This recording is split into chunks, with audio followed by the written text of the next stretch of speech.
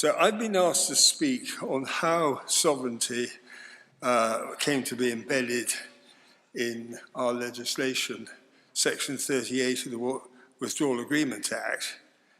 And therefore, much of what I've heard today about sovereignty and democracy are equivalent because they're intertwined. Sovereignty is democracy. If you have real sovereignty, you have a democratic parliament. This is something which transcends the political divisions and the differences in political parties.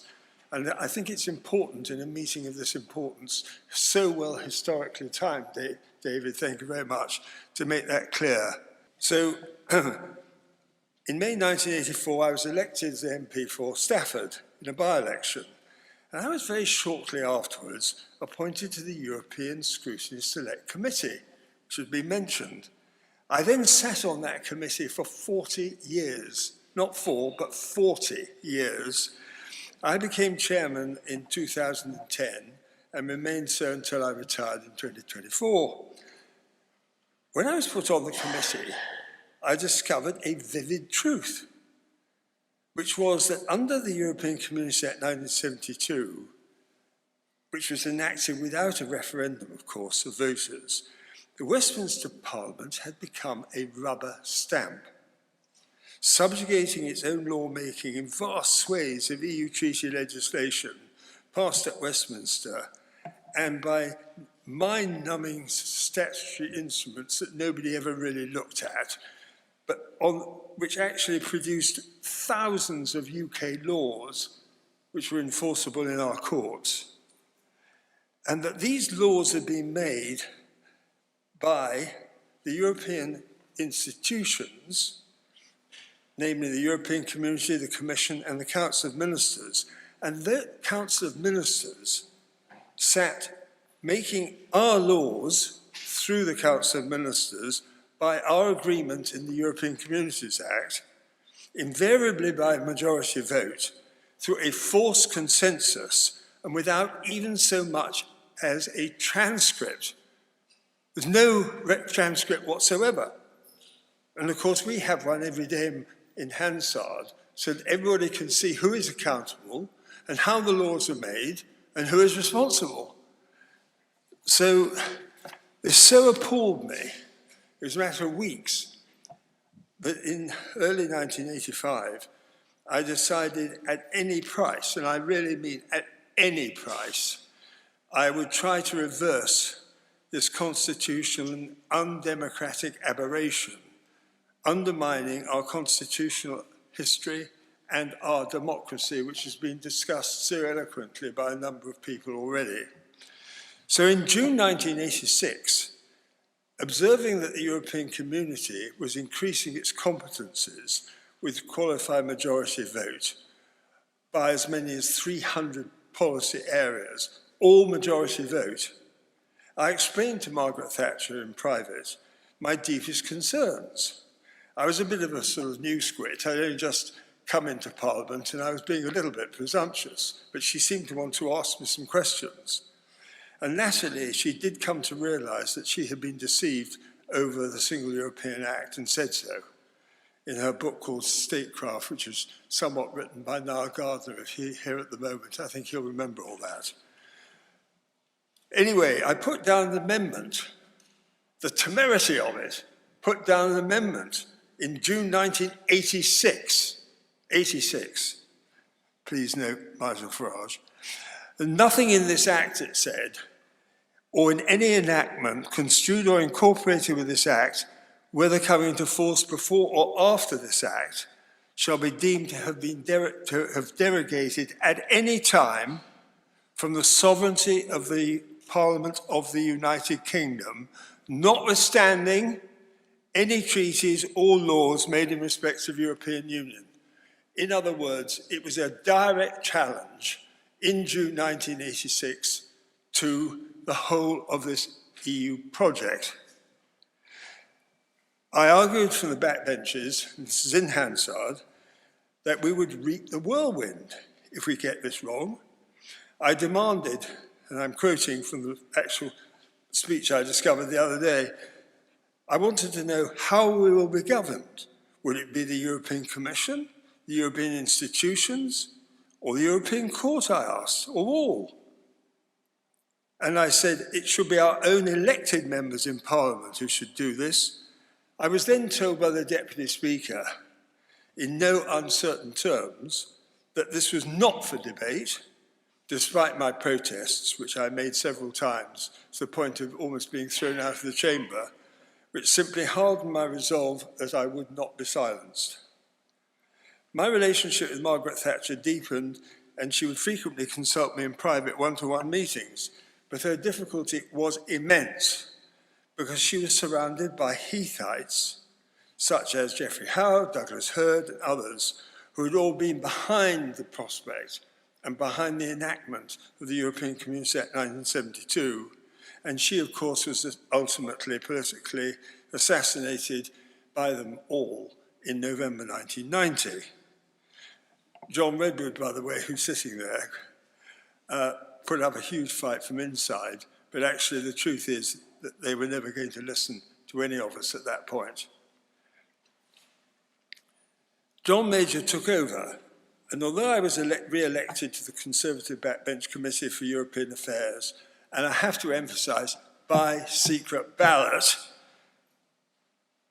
very important, nobody knew who was voting, I got fulsome support from 64% of the backbenchers. It was a pretty surprise. It came as a big surprise to the government, by all accounts. And because they had listened to what I was trying to say, despite the manipulation and engineering of the whips in the government. There were people on the other side of the House, and I've mentioned Peter Shaw, Tony Benn, Brian Gould and the others, and of course Kate Hoey, Kelvin Hopkins. So this is all about something bigger than political parties. It's about fundamental principles. Jim Allister, who's doing a huge job in relation to Northern Ireland likewise. So in 1992-93, I set up the Maastricht referendum campaign with Margaret Thatcher as patron to break the collusion between the two front benches. They wanted to perpetuate our being in what John Major in March 1991, in Germany, described as being in the very heart of Europe. I think I heard that a few days ago from Keir Starmer. Ha-ha. Good morning, I'd say. And with the help of magnificent colleagues, some of whom are here today, set up the bulwark of rebellion in Great College Street, number 17, from which we harried the government incessantly for month after month with hundreds of amendments over our surrender to the European institutions. I then formed the European Foundation in 1993, of which Margaret Thatcher also became patron, and we have now renamed it this year the United Kingdom Sovereignty Foundation, situated only 25 yards from where we're sitting here across in Tufton Street. And its objectives are, in law, to promote, consolidate and preserve the sovereignty, self-government and democracy of the United Kingdom and its Parliament, and the continuing arrangements for the completion of the withdrawal of the United Kingdom from the European Union. I sketch all this out because it was a rebellion for sovereignty and self-government, and nothing, you might have noticed, was ever going to stop me, or the others who I was working with. Because sovereignty is democracy, we had to stop the undemocratic surrender and subjugation of the mother of parliaments, as my forebear John Bright described it, which is at the very heart of our centuries-old constitutional history. As it evolved, you may be interested to know, if you don't already, from 1660, when we repealed all the Cromwellian legislation. And then, of course, in 1689, in the Glorious Revolution. These were both as constitutionally momentous as going into the European Union in 1972 actually was, and coming out again in 2020. So I'm glad that Ian Duncan Smith is here and other veterans of the Maastricht debate, some of whom were from the Labour side, as I've said. Margaret's last vote was on one of my many sovereignty and referendum bills over the years before she left the House of Commons. And by then she was completely on side. And I had the opportunity to provide her with constant and consistent advice in the run-up to the Bruges speech in 1988. As time progressed, the Conservative Party became ever more Eurosceptic and Euro-realist, notwithstanding attempts, I have to tell you, many don't know this, serious attempts to deselect me, of course, and the continuing stream of Euro-integration treaties that we had to endure, Nice, Amsterdam, Lisbon, under Tony Blair, Gordon Brown, then under the Conservative leadership of David Cameron from 2005, he offered a disingenuous cast-iron guarantee of a referendum, which only ultimately materialized in his Bloomberg speech in January 2013 during the coalition government, which in turn, of course, surrendered to his obtuse determination to remain in the European Union. So on 23rd of June 2016, at last, after all those years, the British people gave their verdict to leave the European Union.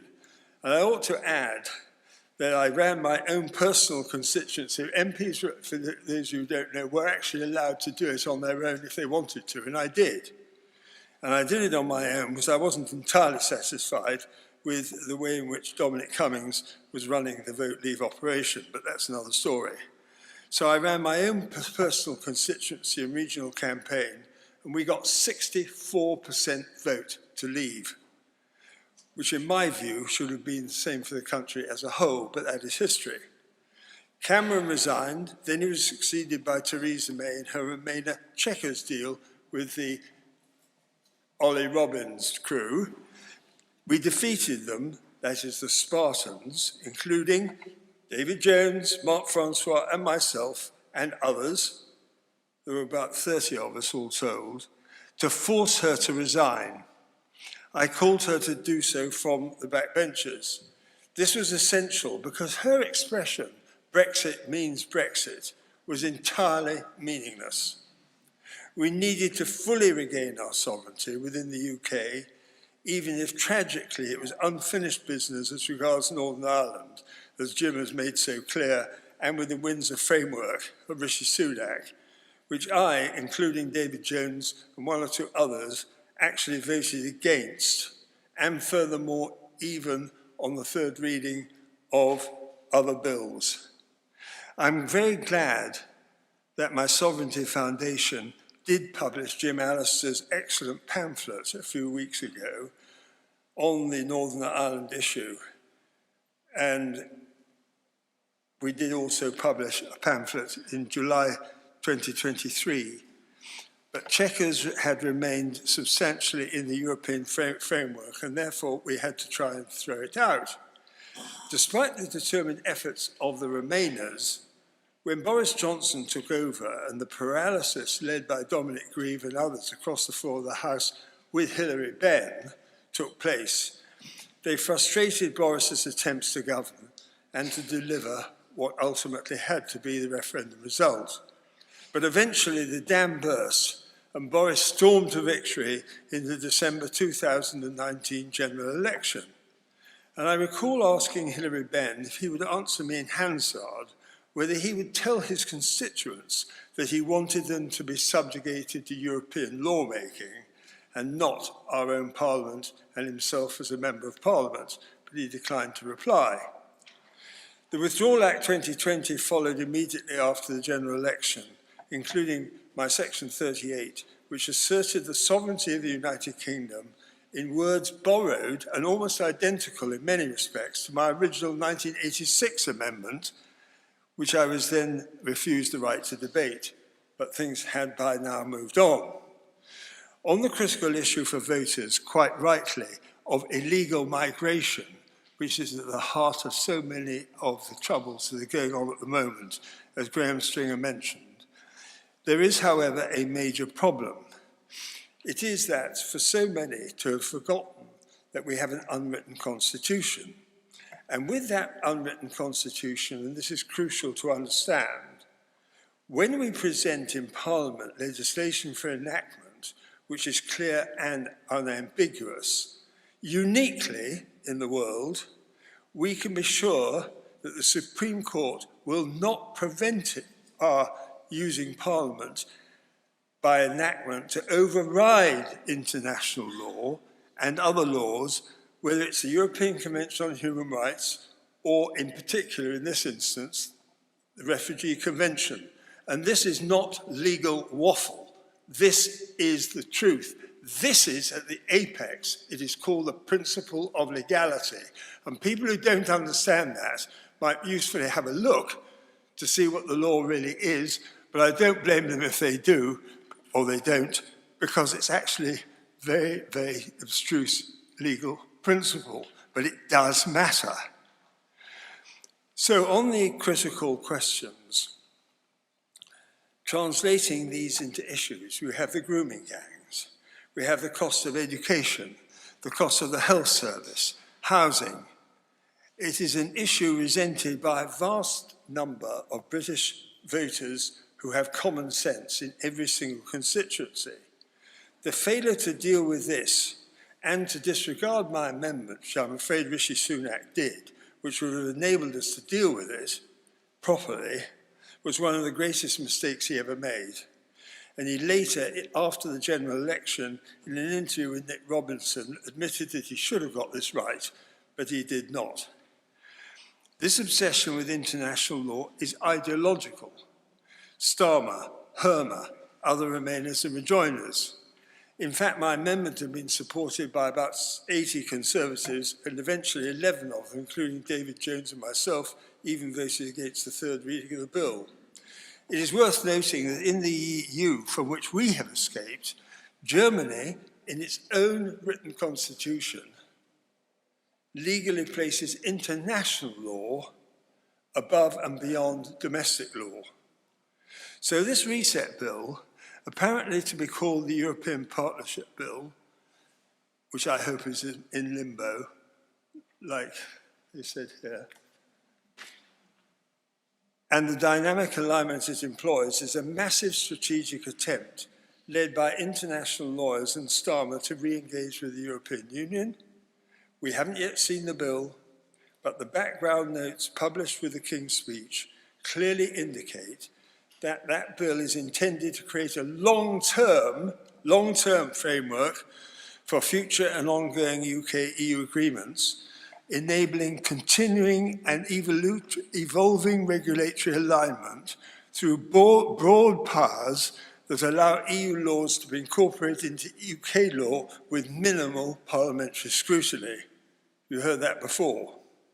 This establishes a continuing mechanism for dynamic alignment whereby UK rules can be updated over time in line with evolving EU law made in the Council of Ministers, right? With minimal interference from parliamentary scrutiny, effectively reversing the fundamental democratic principle and the sovereignty constitutional settlement which underpinned our leaving the EU in 2020. It is like an amoeba. It will expand and evolve the depth of our relationship with the EU. It's serious, it is extremely perfidious, but it is also very deeply rooted, drawing us back not only into alignment but into subjugation to EU lawmaking, as we did in 1972.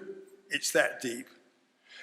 In that act were the deepest Henry VIII clauses ever conceived in Section 2 of that act.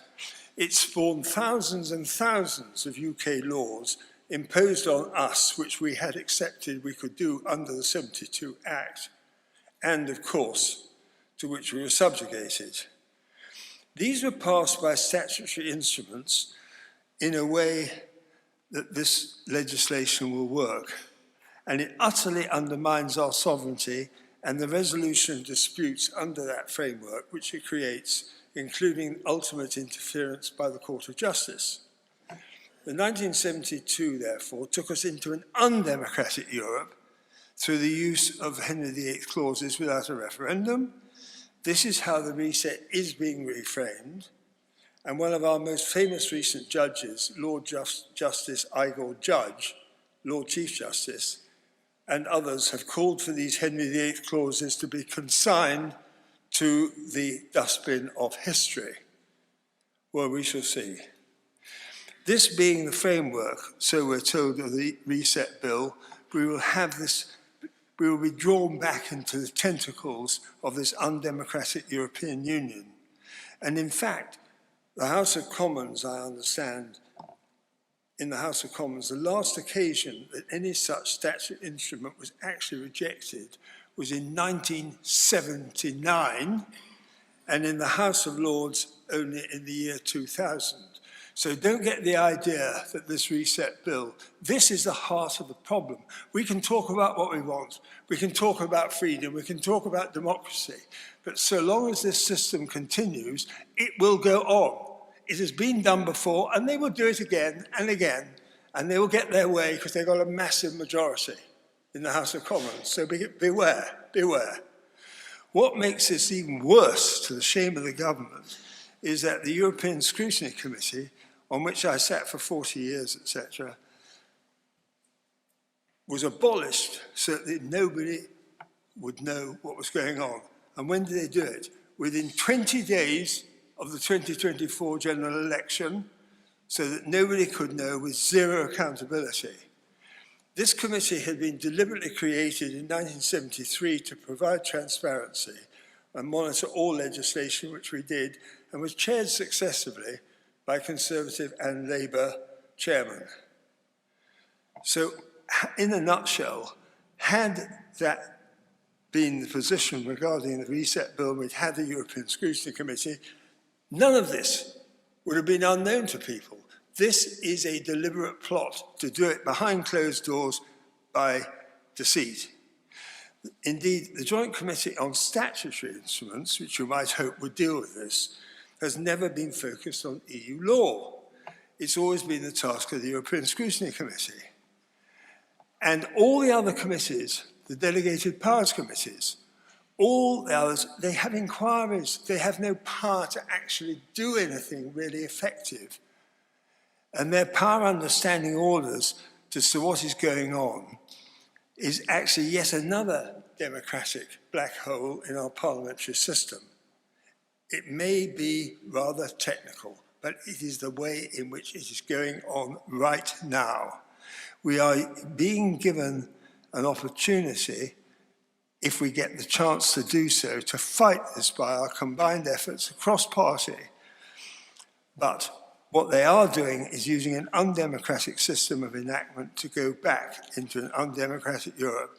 Now, many have spoken with great eloquence about the OBR, energy emission schemes, gene editing, bioscience, all these things, the emissions trading scheme, all these other things, our contributions will go up and all the rest of it. But this will happen unless we stop this reset bill. So I want to just simply say it is not a reset bill, it's a reconstitution bill, resubjugating us to European legislation and overturning the constitutional settlement of the Withdrawal Agreement 2020 and the retained EU law 2023, and not to mention my sovereignty enactment of Section 38. So I just want to make one last point. You may not know, we haven't heard that today, but many things could have been said, many things ought to be said, many things have been said, and a lot of very useful things have been mentioned. But we have actually escaped, believe it or not, since we left the European Union, 13,000 laws which would otherwise have applied to us.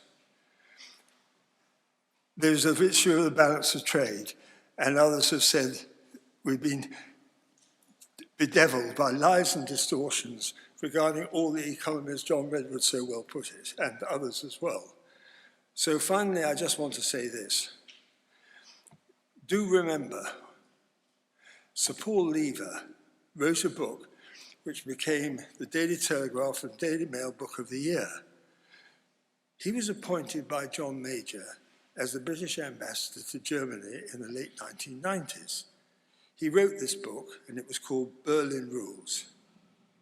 And what he said is as follows, and just bear this in mind, because this is not just a matter for our Parliament, it's a matter for everybody in the whole of the European Union.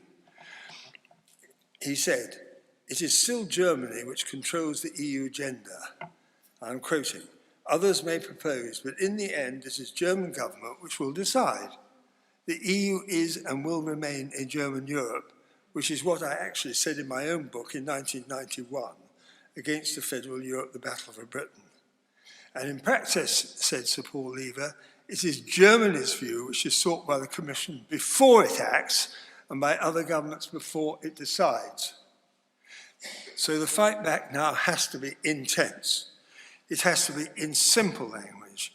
We have to explain to the British people, and we will do so, what the undermining of our sovereignty under the Reset Bill really means to the ordinary daily lives of the people of this country. The battle for our sovereignty and for our country and our democracy continues. We will and must never give up, and we must repeal and reverse this Reset Bill. Thank you very much.